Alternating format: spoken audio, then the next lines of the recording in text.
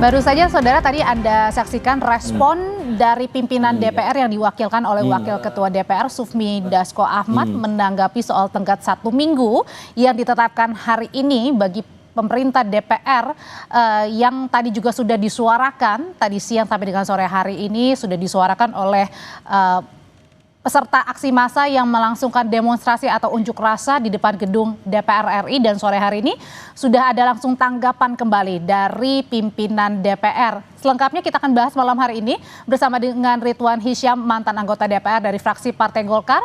Bang Ridwan, terima kasih sudah di Sapa Indonesia Malam. Assalamualaikum. Ya, waalaikumsalam. Ada juga hadir bersama kami ada Saidiman Ahmad, peneliti SMRC. Selamat malam Mas Saidiman. Selamat malam. Iya.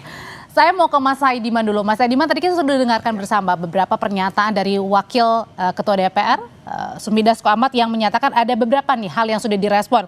Di antaranya ada pemberhentian tunjangan, pemberhentian visit ke luar negeri kecuali menghadiri undangan kenegaraan, pangkas tunjangan-tunjangan kecuali kebutuhan yang sehari-hari seperti air, listrik, dan sebagainya. Kemudian juga akan menindaklanjuti anggota DPR yang bermasalah ke Mahkamah Partai dan MKD.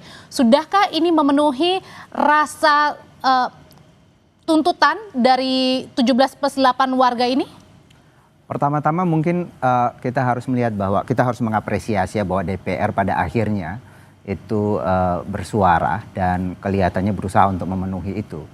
Kalau kita lihat secara huruf per huruf ya kelihatannya sudah memenuhi tuntutan dari yang berhasil dirangkum ya dari sebenarnya tuntutan banyak sekali, tapi yang 17+8 itu sebetulnya rangkuman dari sekian banyak tuntutan ya dari para demonstran atau orang-orang yang protes di berbagai kota. Dan menurut saya kalau kita lihat dari 17 itu kelihatannya sebagian besar sudah berhasil dipenuhi oleh DPR kali ini, tetapi yang dipenuhi ini adalah bagiannya DPR. Sementara tuntutan dari publik ini ada 17, itu juga ada tuntutan ke kepolisian, ke TNI, ke termasuk juga presiden ya? Termasuk presiden, termasuk ke tim ekonomi, juga ada banyak sekali tuntutan. Untuk DPR ini saya kira sedikit banyak terpenuhi kalau kita lihat dari redaksi dari tuntutan itu. Tetapi sebenarnya di balik itu menurut saya sebenarnya keresahan utama dari publik kita, dari mereka yang menuntut ini adalah persoalan di DPR sendiri secara keseluruhan, bahwa misalnya ya, salah satu contoh kesenjangan pendapatan anggota DPR dengan publik pada umumnya. Kalau di luar negeri misalnya di negara-negara Skandinavia, di Eropa, di Amerika, itu tidak ada negara di mana anggota parlemennya itu pendapatan per bulan atau per tahunnya itu lebih banyak dari misalnya 6 kali. Di bawah 6 kali rata-rata atau di bawah 7 kali. Kalau tadi kan sudah ada beberapa tunjangan-tunjangan bahkan sampai ke luar negeri saja tidak, itu rasanya belum cukup maksudnya menurut saya belum. Sekarang ini kalau misalnya katakanlah pendapatan anggota DPR ini kan simpang siur, saya tidak tahu sebenarnya. Ada yang bilang ini 100 juta per bulan, ada yang bilang 230 juta. Pak Mahfud MD mengatakan bisa sampai miliaran sebulan. Katakanlah kalau kita ambil tengahnya saja 230 juta per bulan, itu artinya perbandingan pendapatan per kapita penduduk Indonesia tahun lalu itu 42,11 kali lipat. Itu sangat besar. Jadi kalau tadi kita apresiasi sudah mulai ada upaya untuk itu, tapi saya kira masih disparitas antara pendapatan masih tinggi ya? Publik masih sangat tinggi. Bang Ridwan sebagai mantan anggota DPR, sebenarnya pos-pos mana saja sih kalau tadi Mas Saidiman bilang nampaknya langkah apresiasi, langkah awal ini diapresiasi, tapi kok nampaknya masih ya disparitasnya masih tinggi dan harus ada langkah lanjutan. Sebenarnya kalau dari pos-pos di anggota DPR mana sih yang bisa kemudian dipangkas dan kemudian dirasakan banget nih? Ya, jadi begini ya, di DPR ini terasa sejak 2 periode terakhir. Jadi 2019-2024, zaman saya yang periode kelima, itu sudah terasa untuk jadi anggota DPR. Apalagi yang 2024-2029 itu sudah full semuanya pakai dana. Kalau 2019 masih sedikit-sedikit. Sebelumnya itu memang prestasi. Contohnya apa nih Bang, biar kita bisa lebih konkret lagi? Contohnya yang sekarang untuk jadi anggota DPR itu biayanya miliaran. Di Jawa Timur itu sampai minimal 10 sampai 15 miliar. Ada yang datang ke saya terpilih, Bang aku habis 30 miliar, Bang tolong Bang aku dijaga Bang, itu harus kembaliin. Sampai ada yang ngaku datang ke saya. Nah seperti itu. Artinya begitu dia masuk, dia harus kembalikan kan duit itu kan. Apakah itu duitnya pribadi ataukah dipakai duitnya orang yang memang nanti begitu dia jadi harus dia dikembalikan gitu maksudnya. Dikembalikan atau dia jadi alat. Jadi alat untuk supaya yang membackup ini bisa dapat keuntungan dari anggota DPR yang sudah ada. Itulah posisi DPR sekarang. Nah, sehingga saya memang pada waktu kita wawancara yang lalu, yang harus direformasi ini adalah partai politik. Bukan DPR-nya. DPR ini adalah cuman alat. Dia cuman bukan jadi sebab akibat dia. Tapi asalnya itu dari partai politik. Nah, partai politik inilah yang harus mengambil anggota DPR yang betul-betul memenuhi persyaratan untuk menjadi anggota DPR. Karena di DPR itu bukan orang cari kerjaan. Dia adalah pengabdian.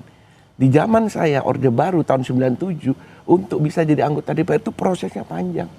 Artinya adalah ketika tadi mengeluarkan yang sangat banyak sekali ketika harus dia kembalikan. Harus dikembalikan dan akhirnya memikirkan untuk kepentingan sendiri dan ketika sudah dapat juga akhirnya saya buka sekarang ya. Nah, ini tolong mohon maaf ini junior saya, terutama saya minta Ami Said. Ami Said ini adalah tetangga saya di Madura di Sumeneb. Itu adalah ketua panitia anggaran periode lalu dan periode sekarang. Ami Said harus ikhlas. Harus kembalikanlah fungsi DPR ini. Jangan ikutin anggota-anggota DPR yang mau kembalikan duit itu. Karena kuncinya di panitia anggaran. Kalau panitia anggaran bisa mengkat semuanya, selesai. Tidak ada tadi yang dibilang disparitas yang tinggi. Satu, oke, tadi sepakat. Pimpinan DPR sudah bilang tunjangan luar negeri sudah dihapus kecuali untuk kenegaraan. Oke, itu. Yang kedua adalah dalam negeri lebih gila. Lebih besar dari tunjangan luar negeri. Apanya nih Bang? Loh, tunjangan operasionalnya. Jadi ya saya bilang ya, setiap anggota DPR, satu orang anggota DPR itu fungsinya satu sebagai anggota komisi. Di komisi itu ada program. Programnya itu ada kunjungan. Programnya ada kunjungan di dalam rangka fungsi pengawasan. Oke, kita percepat aja Bang. Kalau misalnya dalam kunjungan itu berapa Bang? Kalau udah ada porsinya nggak? Sekian? Ada. Sekian juta anggarannya. Juta, SPJ. ratusan, puluhan? Enggak, 1 juta. Tapi beberapa kali. 1 bulan bisa 4 kali. Jadi kalau anggarannya 40 juta, 160 juta. Nah, satu fungsi pertama sebagai anggota komisi. Kedua sebagai anggota badan. Karena di DPR itu kan ada komisi, ada badan. Nah, namanya alat kelengkapan Dewan AKD. Ini juga dia berfungsi, ada anggaran di sini. Nah, sebagai badan, dia harus turun ke bawah juga mengambil anggaran. Terus ada fungsi kalau dia masuk di dalam pansus-pansus, ada anggaran. Artinya setiap anggota DPR 7 hari itu kurang untuk menghabiskan anggaran tadi. Sehingga kapan dia mau bekerja untuk legislatifnya, legislator sebagai membuat undang-undang. Makanya tadi berapa itu? Undang-undang di prolegnas sudah 45 baru 2 apa 3 yang jadi karena mereka kejar setoran tadi. Ini harus diserap. Dia tidak bisa ngambil gitu saja, harus diserap. Sehingga tidak punya waktu untuk bekerja. Dia cuma kerja sehari, yaitu setiap hari Selasa harus nggak boleh. Dan pada saat turun ke dapil atau ke warga ya, ke daerah begitu artinya harus diserap, harus dikeluarkan ini harus dana yang dananya. Dan itu bisa dipertanggungjawabkan caranya? Ya, itu teknis ya. Saya tidak masuk sampai teknis itu. Tetapi yang bermasalah juga adalah antara eksekutif sama legislatif berbeda pertanggungjawabannya. Kalau di eksekutif itu aslinya itu adalah berdasarkan data, yaitu namanya at cost. Di DPR lansam, mama 40 juta, tidak perlu dia buat perincian-perincian. Yang penting 40 juta kamu sudah turun, ya sudah selesai. Oh, tidak ada pertanggungjawaban untuk kemana-kemana, untuk apa begitu? Tidak ada. Yang penting dia datang hari itu terus pulang, ya sudah selesai pertanggungjawabannya. Nah, itu terus waktu kita kunjungan kerja Bang Ridwan bentar, saya tahan dulu waktu tiap 3 bulan itu reses. Reses itu ada turun dana lagi. Kan? Ada dana ratusan kalau itu ya. Terus habis itu ada namanya bukan kunjungan, pertemuan dengan dengan masyarakat, konstituen. Itu sampai berapa? 7 atau 8 kali. Itu ratusan juta juga. Nah, itu kalau dikumpulin, itulah yang dibilang Pak Mahfud tadi. Sampai miliaran bisa. Sampai miliaran. Anggaplah umpamanya sekarang 1 tahun 6 miliar. 6 miliar itu bukan berarti 6 miliar masuk di kantongnya anggota DPR. Karena dia kan harus keluarin semuanya. Anggaplah 30% dia dapat. Berarti berapa? Berapa miliar itu? Oke. Nah, itulah Berarti, yang dia dapatkan, ditambah tadi yang katanya ada 100, ada 200. Itu saya tidak etis kalau membuka Bang itu. Ridwan, kalau gitu berikutnya kayak ke Mas Ediman. Kalau gitu dengan yang dijelaskan tadi dari Bang Ridwan, itu saja masih yang tadi pada saat turun ke dapil-dapil ke daerah-daerah ya, belum yang lain-lainnya, tunjangan yang lainnya. Berarti kalau dalam salah satu tuntutan 17+8 ini adalah publikasikan transparansi anggaran termasuk gaji, tunjangan, rumah, fasilitas DPR. Ya. Artinya itu yang publik mau, yang benar-benar bukan hanya sekedar tadi ya, bahwa akan mengurangi, membatalkan, tetapi benar-benar spesifik begitu, Mas? Ya saya kira iya. Tadi Bang Ridwan menyatakan bahwa untuk menjadi anggota dewan sekarang harus mengeluarkan sekian puluh miliar. Ya. Saya kira itu yang kemudian juga membuat pernyataan Pak Mahfud MD bahwa mereka dapat miliaran dalam sebulan itu menjadi logis karena orang berani mengeluarkan uang begitu banyak. Itu artinya dia berharap atau dia membayangkan bahwa nanti itu pasti terbayar. Ini yang berbeda dengan negara-negara Eropa misalnya atau negara-negara maju di mana pendapatan anggota DPR itu hampir sama dengan pendapatan umumnya publik. Jadi ketika mereka mau masuk anggota DPR, mereka tidak berharap bahwa mereka akan kaya raya dari situ. Karena itu politik uang menjadi kecil. Jadi sebetulnya bukan mestinya yang kita balik ya, bukan karena dia mengeluarkan banyak uang, lalu dia berharap di sana banyak, tapi justru untuk menghilangkan politik uang misalnya, gaji DPR itu memang harus dipangkas habis, ya minimal 5 kali lah atau 6 kali dari pendapatan umum masyarakat Indonesia sehingga yang masuk ke sana. Berapa sih sekarang? Kalau Jakarta 5-an lah, atau 5 lah. Ya pendapatan per kapita masyarakat Indonesia 5.000-an. 5.000 dolar. 5.000 dolar berarti berapa kalau per bulan? Ya. Katakanlah taruh 4-5 juta atau? Ya 4-5 juta. Ya, itulah Bang. Nah kalau umpama sekarang, anggap aja 100 juta. Kalau yang resmi itu 50 juta sudah dibuka lah. Di mana-mana kan tidak ada kan yang ini kan. Terus ada tunjangan-tunjangan, anggap 50 lagi 100. 100 kali 50 itu sudah 20 kali lipat itu kan. Ya. Nah maunya itu berapa? Itu yang tertinggi, masih sangat tinggi itu sebenarnya. 20 kali lipat. Kalau kita lihat rata-rata mestinya kan anggota DPR ini adalah representasi publik. Ia harus mendengarkan suara publik. Kalau kemudian menurut penelitian sekarang 60% anggota dewan kita sekarang itu adalah pengusaha. Jadi pengusaha masuk ke situ buat apa gitu loh. Loh saya dulu pengusaha, saya itu ketua umum itu, ketua real estate, tapi saya tidak cari duit di situ. Iya maksudnya, tapi ini budaya itu terbentuk karena memang di DPR itu orang bisa mendapatkan uang banyak gitu ya. Artinya adalah kesempatan untuk ladangnya begitu. Karena dia punya hak yang namanya hak budgeter. Jadi namanya eksekutif itu kalau masukkan proyek dibanding anggaran sana ada hitung-hitungan. Ini tak dok, tapi berapa setorannya? Kayak gitu-gitulah.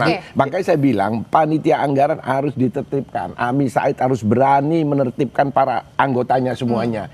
Tidak ada sudah yang di depan 10%, di depan 7% baru didok. Itu harus kita hilangkan. Kalau kita memang betul-betul mau memenuhi tuntutan rakyat, masyarakat. Makanya saya bilang bahwa harus direformasi DPR ini. Pertanyaan berikutnya adalah kalau gitu yang akan dijawab oleh Bapak-Bapak dengan tadi yang sudah disampaikan oleh pimpinan DPR, apakah kembali lagi saya tanyakan, menjawab keresahan publik, keinginan publik, atau belum nih? Usai jeda ya, nanti kita tetap bersama kami di Sapa Indonesia Malam.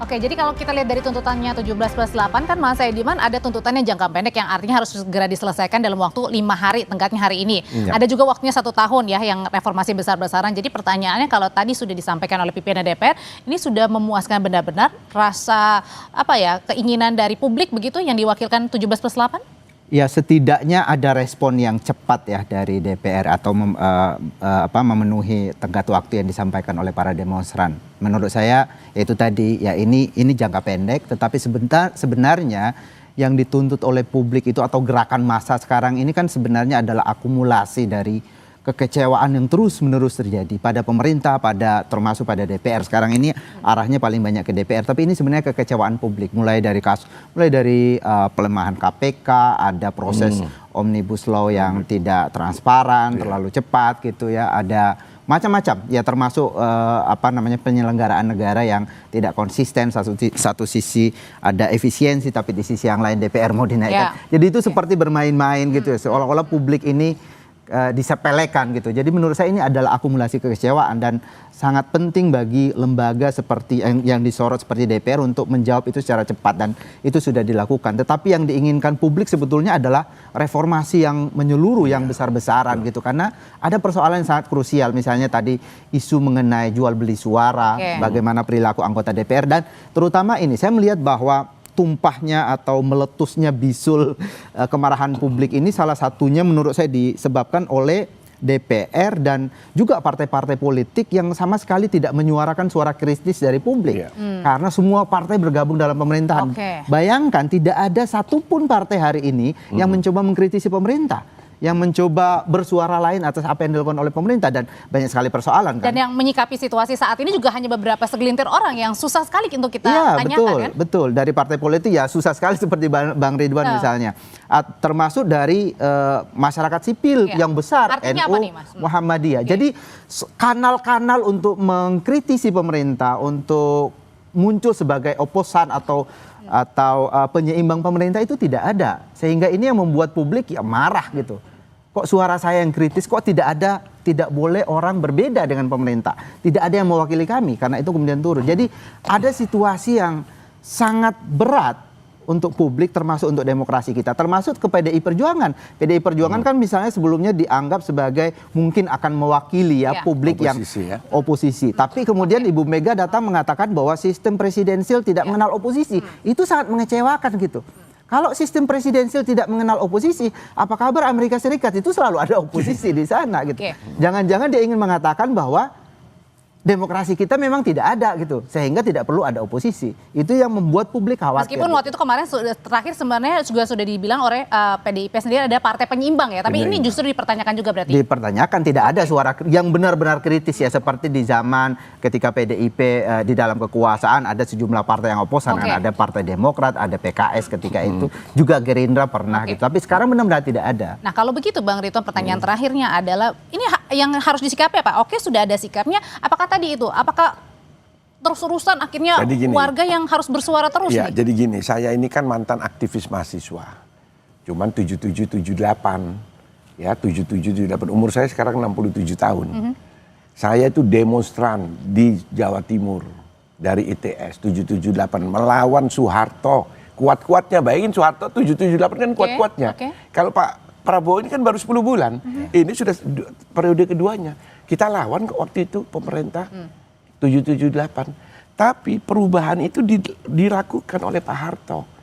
Nah, sehingga suara mahasiswa yang 17 tadi, saya kasih tahu adik-adik mahasiswa, tidak mungkin akan terjadi dalam waktu yang singkat. Karena negara kita adalah negara hukum, ada proses. Jadi itu semua diproses. Yang penting datang pimpinan DPR itu semua taken semua, apa dia tanda tangan akan terjadi dan dikawal proses perubahannya. Karena tidak mungkin tidak dilakukan perubahan. Nah, anggota DPR sudahlah, tidak usah turun-turun ke bawah. Untuk apa turun-turun ke bawah? Cuman main-main aja. Kerja di DPR, di gedung DPR itu kerja di situ. Karena sekarang anak muda yang mengawasi ya, termasuk di mana-mana ya, di media sosial juga ya. Transparan. Baik. Jadi tidak usah turun ke bawah. Untuk apa? Kan sudah dipilih. Termasuk membawa program Indonesia Pintar. Macam-macam tidak usah serahkan kepada eksekutif semuanya itu. Itu KIP itu saya waktu pimpinan Komisi 10 bikin program KIP itu sama Anies Baswedan waktu itu. Yang namanya Jadi artinya adalah sudah direspon, tapi kemudian juga serahkan kepada eksekutif untuk bekerja, karena eksekutif yang bekerja bukan legislatif. Legislatif itu fungsinya 3. 1 bikin undang-undang. Nah, ini kapan nih bikin undang-undangnya? Orang dia jalan terus ke daerah-daerah. Terus yang kedua hak budgeter, dia bikin anggaran itu kan paling 3 bulan 4 bulan dan 3 bulan lah. Agustus presiden sampaikan, Oktober harus selesai. Nah, ini harus diselesaikan. Terus satu lagi pengawasan. Nah, masa diawasin terus, diikutin terus, padahal cuma main-main kan. Nah, saya berani ngomong gini bukan karena saya tidak jadi anggota DPR. Saat periode lalu saya anggota DPR, saya bicara, kan pernah kita ketemu di dalam podcast. Nah, itu. Jadi saya berbicara ini bukan karena saya bukan anggota DPR. Saya selalu berbicara karena saya melalui proses di DPR itu sejak Orde Baru. Saya mengikuti undang-undang sebelum di amandemen. Makanya saya sampaikan, kembali kalau kita mau selamatin negara ini kepada Undang-Undang 45, reformasi kedua, ditata kembali, kita langsungkan pemilu yang segera untuk menyelesaikan ini semuanya. Terima kasih Bang Ridwan, terima kasih Mas Saidiman.